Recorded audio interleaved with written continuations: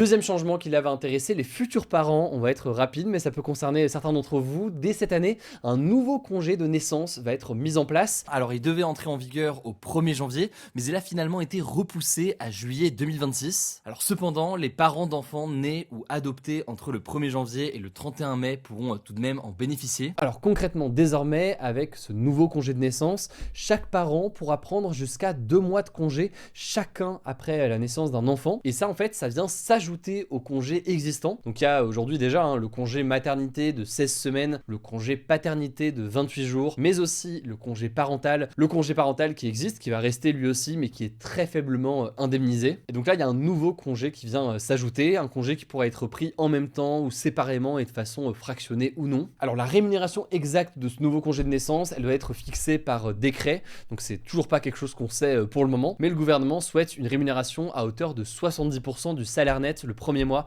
et de 60% pour le second mois. Et le but de ce nouveau congé, on en a déjà beaucoup parlé sur la chaîne, on a vu tous les débats sur ces questions-là, c'est de relancer la fécondité et de mieux partager aussi potentiellement les tâches entre les deux parents. Si vous voulez plus d'informations, je vous mets des liens en description. Troisième changement, rapidement parce que c'est un détail, mais peut-être, vous allez peut-être l'observer dans les prochains jours, il y a des plaques d'immatriculation roses qui vont apparaître cette année.